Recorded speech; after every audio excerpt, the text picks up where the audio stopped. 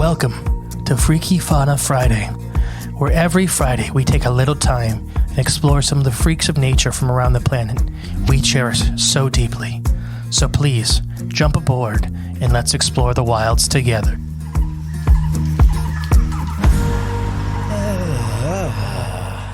Welcome back to Freaky Fauna Friday. I am the great and peaceful Mr. E. And I am Jay. And today we're going to talk about one of my favorite Ohio native species of fish. Ooh, okay. The first episode of this, I believe, was my favorite. Right, the bowfin was number one. Yeah. So these guys kind of fall into the bowfin category for a lot of things. Okay. Not related to bowfin whatsoever. They do not look like bowfin. Can you think of it? Is it the fish, the rare fish that has its butt on its face? It is. It's the pirate perch. Yep. So we'll get back to what Jay just said towards the end of the episode. Okay, good. But it's the pirate perch. The pirate perch. I don't know why that one popped in my head first, but it just seemed, I know you and your fish, and I knew it had to be something like rare or spectacular. Yes. Now that's what this show is all about, right? Yeah. So pirate perch, they're fun, weird little fish. Depending on where you're located here in the U.S., you probably use them for fishing bait. How could they? Because in some parts of the range, they're extremely common still. Oh, okay. We are just on the part of the range that they are endangered. Oh, wow. Okay. So what do we call that? Locally endangered, which is extirpated. If they're not fully extirpated. Oh, but they were almost extirpated. That's locally endangered. Is almost extirpated. Yeah. Okay. But they're listed as least concern, which is the lowest ranking. Hey, that's good. Because like I said, there are parts of their range where they are endangered, like we'll talk about Ohio and some other states. But most of their range, they are fine or extraordinarily high numbers. Oh, okay. That's good. So where we go out in Arkansas, which is down by like Texarkana area, I'm talking about where I go fishing and stuff like that. It was weird for the first time I went down there. I was running like bait traps and stuff to catch minnows for bait. Yeah. Because they would just be full of pirate perch. Huh. Like hundreds of them in a bait trap. Yeah.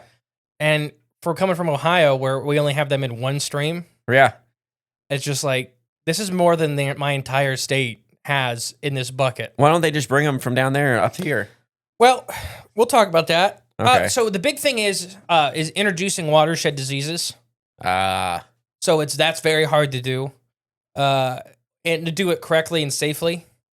Because is that worth it to bring that back? But they do that with some species of fish. Okay. So like the reintroduction of alligator gar here in Ohio, which just started last year. Okay. Which nobody talks about, and I don't know why. I didn't know about it. Yes, you did, but that's fine. Because no one talks about it. They're coming out of Texas right now. The babies are, but they're from pond stock. So the parents are, I think, second generation pond stock. Okay. And so the disease control is much more managed. Yeah. It's not just grabbing a whole bunch out of a random creek and bringing them up here. Right, because you don't know what they're diseases containing. And parasites and all that, you know. Mm-hmm. They technically are all part of the Mississippi River drainage. Okay. Which is most of the country. Right. But you can still spread stuff. So yeah, pirate perch. They have one of the weirdest names. Aphrodirusius cyanus. Okay. That does sound fun. They are a little freshwater fish. They live in rivers and streams in the eastern coast of the United States and in the Mississippi River drainage. So they're in two major drainage belts. These fish usually live completely alone. They're almost always only nocturnal or active at night, which is nocturnal. Okay. So if you're seeing these guys out and about, they really don't leave their holes very often during the day. They really don't leave their holes very often anyways. But, in general, yeah. So pirate perch like mostly clear, warm water that does not have a lot of flow. They like pretty much stagnant. They'll do muddy water too. So like our Hog Creek down the road? They would probably like Hog Creek. Maybe we should throw them there. No disease or a parasite could even live in that Wrong water. Drainage. Oh, okay. Dang it. They would probably explode because they're not supposed to be there. Okay, maybe we shouldn't. Don't move fish. I'm joking about all that. Yeah, because when professionals move fish, I'm serious, it takes years of talking and disease control and all that. Yeah, please. I'm just joking about that. They live in the bottom or in rock outcrops. They make and weed beds. They make little holes that they live in. They primarily eat mosquito larvae, tiny shrimp, worms, and even small fish if they can catch them. This fish is very special because, like our friend the bowfin, they are the only one in its family. Oh, wow. Okay. Which has changed recently, which I don't 100% agree with. Well, they added another. They split the bowfin into 2 species. Sick. But yeah, the Aphrodontiidae. It's a scientific name, and it says Say Anus, which honors Thomas Say, which is one of the guys that they gave the pirate perch its name. So they put his last name and then anus in the scientific name. Immediately after it. Fish got its common name, pirate perch, because it was seen eating only other fish and a lot of things.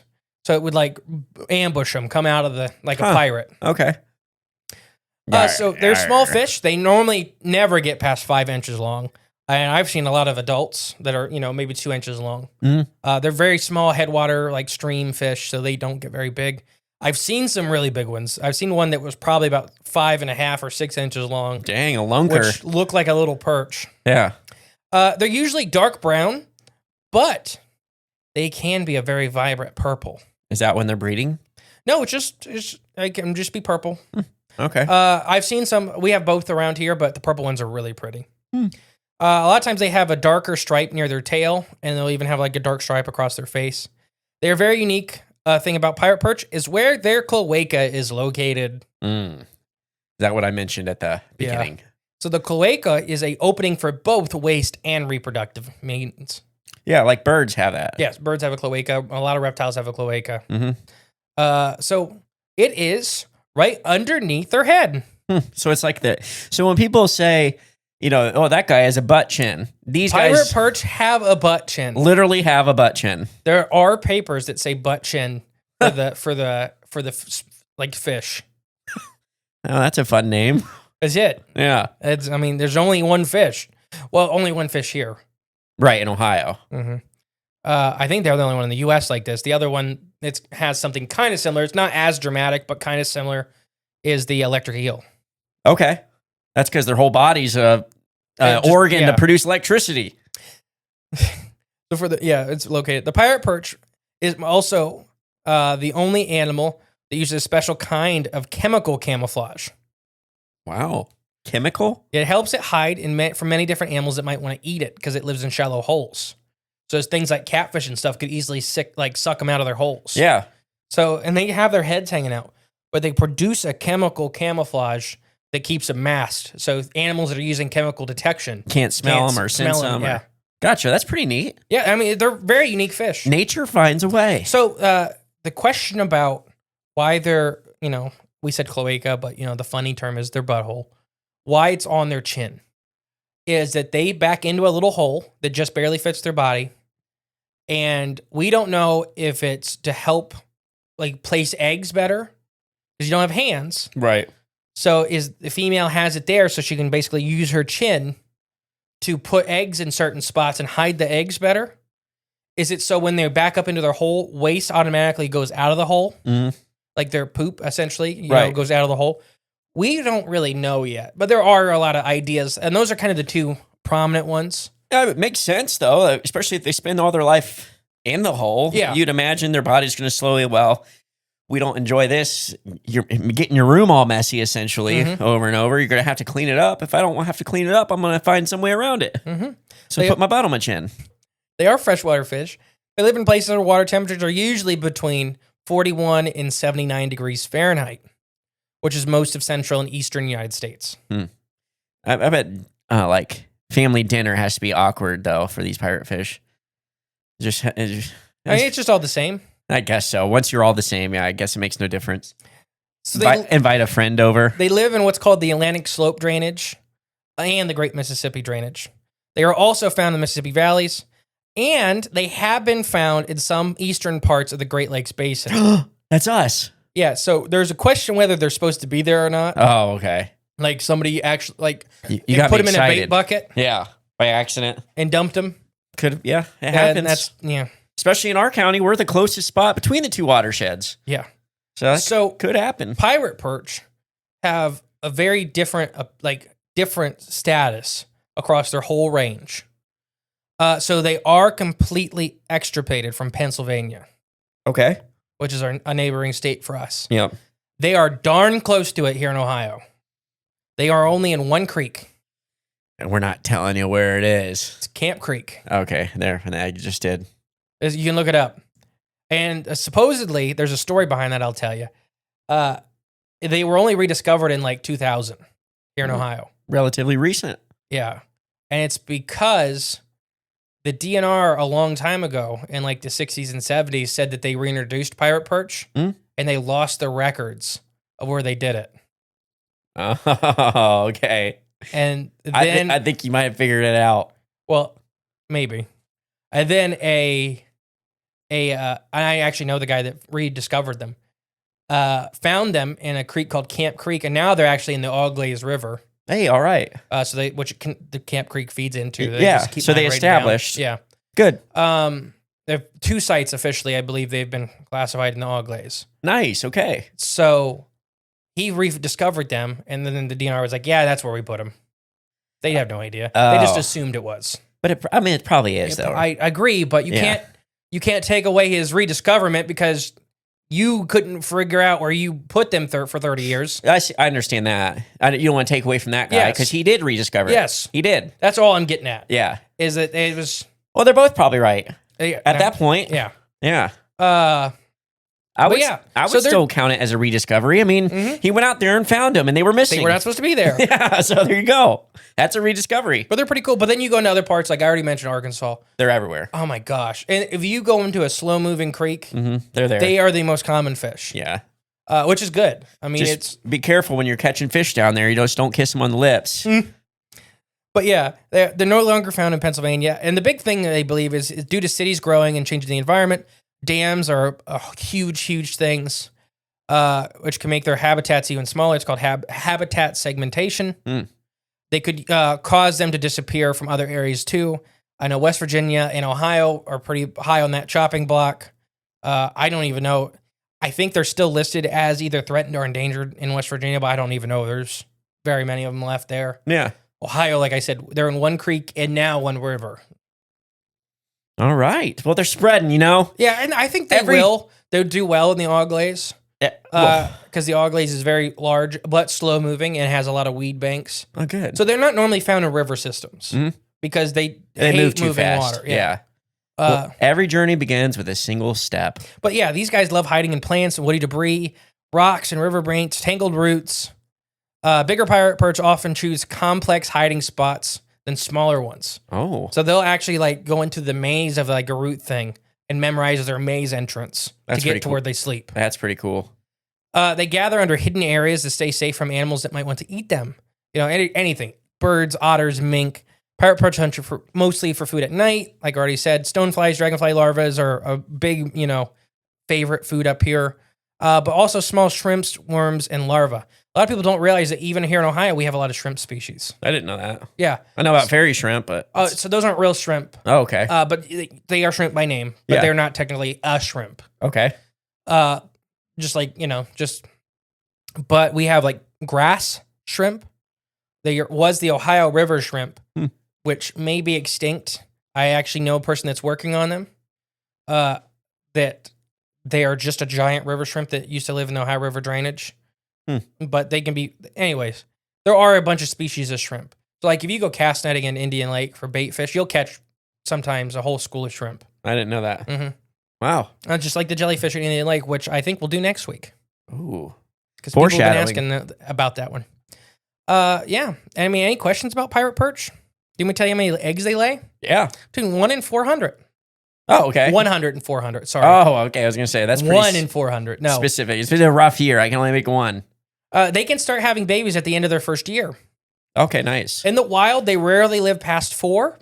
Okay. Which, for a fish of their size, is a pretty long time. Scientists do not understand how pirate perch lay their eggs. They're very hard to watch. They're very shy fish. In captivity, they don't do the same things. Their natural habitat is so complex and crazy, like the little holes they hide in. Yeah. There's not really a good way to watch it. First thought that people really thought the fish might carry their eggs in their gill chamber. So that's why their cloaca is located there, so they could basically suck up their eggs and carry them around with them. Interesting. Okay. But now most scientists believe they don't do this. But there's no proof either way. That was just a thought for a long time, because there are plenty of, it's called mouth brooding. Yeah. There are plenty of mouth brooding fish. Oh, yeah. Tilapia are a big one, where they carry their eggs and babies. The fry. Arowana. Is that what it's called? Fry? Yeah. Yeah. Instead, fish, we that now is. think they lay their eggs underneath roots. However, like I said, we haven't seen it. Yeah. The eggs go from a special opening in the cloaca to the gill chamber. The fish split the eggs through their mouth and into the roots. So that's another thought, is that they're still sucking up their eggs into their gills Okay. to put them in their mouth to purposely Place their eggs in hidden hidey holes. Okay. Most fish just lay it right out of their cloaca, right? Yeah, depending. So salmon, like the salmonids, the salmon and stuff like that, they dig like what's called a trench, and then they rebury the trench. Yeah. But there's still a lot of eggs that don't get buried. Yeah. Those are sacrificial eggs. People don't think that they're just not good parents. That's on purpose. Right. A lot of we have dinosaur fossils with egg groups like that, where parents would lay eggs basically outside of the nest and bury the rest of the eggs. So let them have. Like basically, if a scavenger comes around, they're gonna get those ones, Right. Yeah. and leave these ones alone because they're gonna think they got all the eggs. Right. And then you have like nest parasites, fish. There's any way you can think of a nest or nesting for fish, they do it. Everything from giant mound builders. Chubs are mound builders. Pufferfish. Pufferfish do giant, intricate designs. Mm-hmm. There are whole species. There's dozens of species of fish through the Mississippi watershed that breed on chub mounds. Okay. So chubs build these giant rock structures, and you'll be surprised at how little of a fish will build like this big rock structure. And then when they open it to lay their eggs, dozens of species of other fish shoot in there really quick and lay their eggs with them. Oh, why not? It's a good spot. Yeah, because they're tiny. Yeah. So they're using these, bigger fish. Yeah. So, but understanding these guys, we just really don't know a lot about them. The Iowa Department of Natural Resources says that siltation is a huge threat to their habitat. Siltation is a killer of rivers and streams. So that is silt, runoff from roads, construction sites. Yeah. Basically, it fills in all of the gaps in the rocks and in the settlement. All the spots they can have their little hidey holes. That insect production. Oh. So the bottom of the food chain gets wiped out. Yeah. So one of my favorite spots in Lucasville, Ohio, that we used to survey, it died in 1 year because of siltation from a construction site. Wow. And it went from having probably 30 species to 2, 3. And it was just all mud. And it used to have beautiful cobblestone. Gosh. 1 year, 1 season. So, yeah, things can change super fast. And they just all die. It also lowers oxygen content. So, and it clogs gills.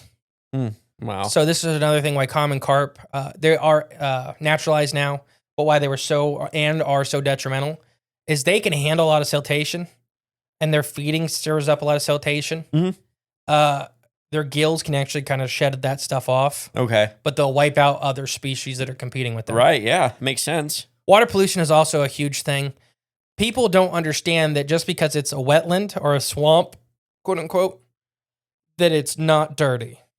Okay. There's this weird disconnect that humans think wetlands and swamps, because they smell a little bit, right? Yeah.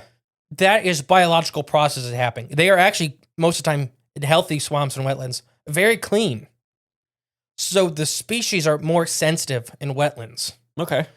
But we have this idea that they're really, really tough, because it's disgusting. It's a swamp. Right, yeah. No, I mean, they're pretty good. But like I said, most of the pirate perch are listed as least concerned. And they just have certain areas mostly the northern part of the range where they're suffering. Okay. Any questions about pirate perch? No, these are pretty interesting. One of my fish. favorites. I highly suggest you guys look at them. I know unique. The Shed has some, and I think that even the Georgia Aquarium has some. What's the Shed? The Shed Aquarium in Chicago. Okay. Has a big native display. I believe they have pirate perch in there. Oh, nice. Okay. Yeah, they're really cool. Go check them out. Yeah, check out some pirate fish. Pirate perch. Or pirate perch. Yeah, just get out there this weekend. Just go outside and check out what's in your creek out back. It's good. It's good to get out in nature, get your toes in the grass. All right, I've been the great and peaceful Mr. E. And I've been Jay. We'll catch you next week, guys. Bye. Thank you for listening to Freaky Fauna Friday. If you want to help the podcast grow, remember to share and give it a 5-star review.